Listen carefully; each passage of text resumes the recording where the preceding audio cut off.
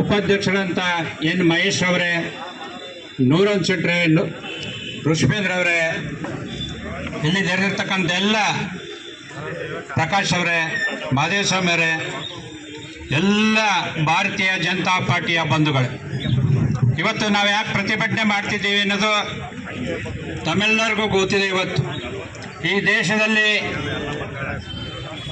Neat ಹಗರಣ ಆಗಿ ಮತ್ತೊಮ್ಮೆ ಎಕ್ಸಾಮ್ ಆಗಿ ಅವರೆಲ್ಲರೂ ಕೂಡ ಉತ್ತಮವಾದಂಥ ಅಂಕಗಳನ್ನು ಪಡೆದಿದ್ದೀವಿ. ಆ ನೀಟ್ ಹಗರಣ ಆಗಿ ಟೈಮ್ ಸಿಕ್ತು, ನಾವು ಓದೋಕ್ಕೆ ಇನ್ನೂ ಅವಕಾಶ ಸಿಕ್ಕಿ ನಾವು ಇನ್ನೂ ಹೆಚ್ಚಿನ ಅಂಕಗಳನ್ನು ಪಡೆದಿದೆ ಅನ್ನೋ ಮಾತನ್ನು ನಾವೆಲ್ಲ ಪತ್ರಿಕೆಗಳಲ್ಲಿ ನೋಡ್ತಾ ಇದ್ದೀವಿ. ಆದರೂ ಕೂಡ ಇವತ್ತು ಅಮೆರಿಕದಲ್ಲಿ ವ್ಯಾಸಂಗಕ್ಕೆ ಹೋಗಿದ್ದಂಥ ನಮ್ಮ ಜಿರಳೆ ಪಾರ್ಟಿಯ ಸಂಸ್ಥಾಪಕರು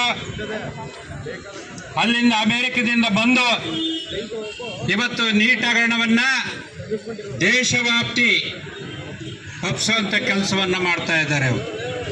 ನಿಜ ಹಗರಣ ಆಗಿದ್ರೆ ನೀವು ಶಾಂತಿಯುತವಾಗಿ ಪ್ರತಿಭಟನೆಯನ್ನು ಮಾಡೋದು ನಿಮ್ಮ ಹಕ್ಕು. ಆದರೆ ಇವತ್ತು ನಾವೆಲ್ಲ ಮೊನ್ನೆ ಜಂತರ್ ಮಂತರ್ನಲ್ಲಿ ನೋಡಿದಂಥ ಪ್ರತಿಭಟನೆಯನ್ನು ನೋಡಿದ್ರೆ ಇವತ್ತು ಅವರು ಗುಂಡಾ ಸಂಸ್ಕೃತಿ, ಇವತ್ತು ಲೋಕಸಭೆಗೆ ನುಗ್ಗುವಂಥ ಅವಕಾಶ ಅವರನ್ನು ಪಡ್ಕೊಳ್ಬೇಕು ಅಂತ ಹೋರಾಟವನ್ನು ಮಾಡೋದು. ಇವರ ಹೋರಾಟ ಶಾಂತಿಯುತವಾಗಿ ಹೋರಾಟ ಆಗಿರಬೇಕು ಹೊರತು ಲೋಕಸಭೆಗೆ ನುಗ್ಗುವಂಥದ್ದೇನಿದೆ ಇವತ್ತು ಈ ದೇಶದ ಪ್ರತಿಷ್ಠ ಒಂದು ಸಂಸ್ಥೆಯ ಮೇಲೆ ಇವರು ದಾಳಿ ಮಾಡುವಂಥ ಕೆಲಸವನ್ನು ಇವತ್ತು ನಾವೆಲ್ಲ ನೋಡಿದ್ದೀವಿ. ಅದೇ ಸಂದರ್ಭದಲ್ಲಿ ಇವತ್ತು ಕೂಡ ಪತ್ರಿಕೆಯಲ್ಲಿ ಬಂದಿದೆ, ಅವರು ಒಬ್ಬ ಪೊಲೀಸ್ ಇನ್ಸ್ಪೆಕ್ಟರ್ನೀಗ ಯಾವ ರೀತಿ ಹೊಡಿತಿದ್ದಾರೆ ಅನ್ನೋದನ್ನ ಇವತ್ತು ಪತ್ರಿಕೆಗಳಲ್ಲಿ ಮುಖಪುಟದಲ್ಲಿ ಇದೆ ಕನ್ನಡಪ್ರಭದಲ್ಲಿ. ಇದು ಸರಿನಾ? ನಿಮ್ಮ ಹೋರಾಟ ಇದು ಸರಿನಾ?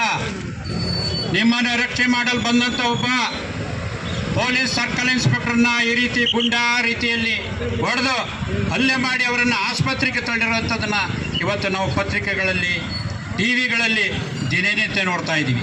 ನಿಮ್ಮ ಹೋರಾಟ ನೀಟಿನ ವಿರುದ್ಧ ಅಲ್ಲ, ಈ ದೇಶವನ್ನು ರಕ್ಷಣೆ ಮಾಡ್ತಕ್ಕಂಥ ನರೇಂದ್ರ ಮೋದಿ ಅವರ ವಿರುದ್ಧ ನಿಮ್ಮ ಹೋರಾಟ ಇದೆ.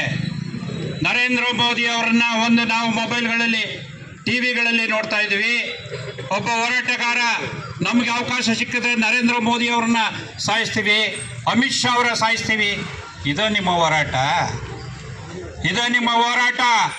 ನಿಮ್ಮ ನ್ಯಾಯಯುತ ಹೋರಾಟಕ್ಕೆ ಸಾರ್ವಜನಿಕರನ್ನ ದುರುಪಯೋಗ ಪಡಿಸ್ಕೊಂಡು ಕಾಂಗ್ರೆಸ್ ಪಕ್ಷ ನಿಮಗೆ ಬೆಂಬಲ ಕೊಡ್ತಾ ಇದೆ. ಇಂಥ ಹೋರಾಟವನ್ನು ನಾವೆಲ್ಲ ಎದುರಿಸಿ ನಿಲ್ಲಿಸುವಂಥ ಶಕ್ತಿಯನ್ನು ನರೇಂದ್ರ ಮೋದಿ ಅವರಿಗೆ ತುಂಬುತ್ತೀವಿ. ಯಾವುದೇ ರೀತಿಯ ನಿಮ್ಮ ಅಹಿಂಸಾ ಹೋರಾಟಕ್ಕೆ ನಾವು ಬೆಂಬಲವನ್ನು ಈ ಜನ ಕೊಡ್ತಾರೆ. ಆದರೆ ನಿಮ್ಮ ಈ ರೀತಿಯ ಗುಂಡಾ ವರ್ತನೆಗೆ ಯಾರೂ ಕೂಡ ಬೆಂಬಲ ವ್ಯಕ್ತಪಡಿಸಲ್ಲ ಅಂತ ಈ ಮೂಲಕ ಇವತ್ತು ಚಾಮರಾಜನಗರದ ಜಿಲ್ಲೆಯಲ್ಲಿ ಹೋರಾಟದ ಮುಖಾಂತರ ನರೇಂದ್ರ ಮೋದಿಯವರು ಮತ್ತು ಅಮಿತ್ ಶಾ ಅವರಿಗೆ ನಾವೆಲ್ಲ ಶಕ್ತಿಯನ್ನು ತುಂಬುವಂಥ ಕೆಲಸವನ್ನು, ಯಾಕೆಂದರೆ ಇವತ್ತು ಇಡೀ ದೇಶದಲ್ಲಿ ಯುದ್ಧ ನಡೀತಾ ಇದ್ರೂ ಕೂಡ ಭಾರತ ದೇಶದಲ್ಲಿ ಎಲ್ಲ ವರ್ಗದ ಜನ, ಎಲ್ಲ ಧರ್ಮದ ಜನ ಇವತ್ತು ನೆಮ್ಮದಿಯಾಗಿದ್ದೀವಿ ಅಂದರೆ ಇವತ್ತು ಸನ್ಮಾನ್ಯ ನರೇಂದ್ರ ಮೋದಿಯವರ ಆಡಳಿತಕ್ಕೆ ಸಾಕ್ಷಿಯಾಗಿದೆ. ಇವತ್ತು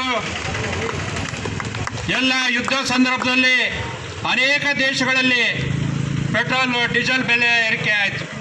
ಆದರೆ ನರೇಂದ್ರ ಮೋದಿಯವರು ಕೆಲವೇ ತಿಂಗಳುಗಳ ಅದನ್ನು ತಡೆದ ಕೆಲವು ಸಂದರ್ಭಗಳಲ್ಲಿ ಮಾತ್ರ ಅಲ್ಪ ಪ್ರಮಾಣದಲ್ಲಿ ಏರಿಕೆಯನ್ನು ಮಾಡಿದರು.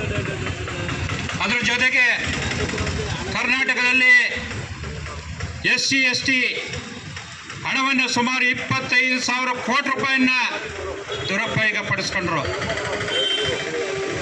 53 ಕೋಟಿ ಸರಿ ಅದನ್ನು ಸೇರಿಸಿ 53,000 ಕೋಟಿಯನ್ನು ನೀವು ದುರುಪಯೋಗ ಪಡಿಸ್ಕೊಂಡಿದ್ರಿ. ಇದು ರಾಹುಲ್ ಗಾಂಧಿ ಅವರಿಗೆ ಕಣ್ಣು ಕಾಣಲಿಲ್ವಾ? ರಾಹುಲ್ ಗಾಂಧಿ ಅವರಿಗೆ ಇದೆಲ್ಲ ಕಣ್ಣು ಕಾಣಲಿಲ್ಲ. ನಾವು ಮಾತೆತ್ತರೆ ದಲಿತರ ಪರ, ಹಿಂದುಳಿದವ್ರ ಪರ. ಎಲ್ಲಿದೆ ಹಿಂದುಳಿದವ್ರ ಪರ? ನಿಮಗೆ ಅಧಿಕಾರ ಬೇಕು, ಅಧಿಕಾರಕ್ಕೋಸ್ಕರ ನೀವು ನ್ಯಾಷನಲ್ ಪಾರ್ಟಿ ಯಾವುದೋ ಒಂದು ಜೇಳೆ ಪಕ್ಷಕ್ಕೆ ಸಪೋರ್ಟ್ ಕೊಟ್ಟು ನಿಮ್ಮ ಹೋರಾಟವನ್ನು ಅವ್ರ ಜೊತೆಲಿ ರೂಪಿಸ್ಕೊಳ್ಳೋಕ್ಕೆ ಅಷ್ಟು ಬಲಹೀನವಾಗಿ ನೀವು ಕಾಂಗ್ರೆಸ್ ಪಕ್ಷ ಈ ದೇಶದಲ್ಲಿದೆ. ರಾಜಕೀಯ ಮಾಡಬೇಕಾದ್ರೆ ನೀವು ಕಾಂಗ್ರೆಸ್ ಪಕ್ಷದವ್ರು ಹೋರಾಟ ಮಾಡ್ಬೋದಾಗಿತ್ತು. ನಿಮ್ಮ ಹೋರಾಟ ಈ ದೇಶದ ಜನ ಯಾವ ರೀತಿ ನೋಡ್ತಾರೆ ಅಂತ ನಿಮ್ಗೆ ಗೊತ್ತಾಗೋದು. ಆದರೆ ಒಂದು ಜೇಳೆಯ ಪಕ್ಷದಲ್ಲಿ ತಾವು ಜೊತೆ ಸೇರಿಕೊಂಡು ಇಂಥ ಒಂದು ವರ್ತನೆ ನಿಮಗೆ ಸರಿ ಬರೋದಿಲ್ಲ.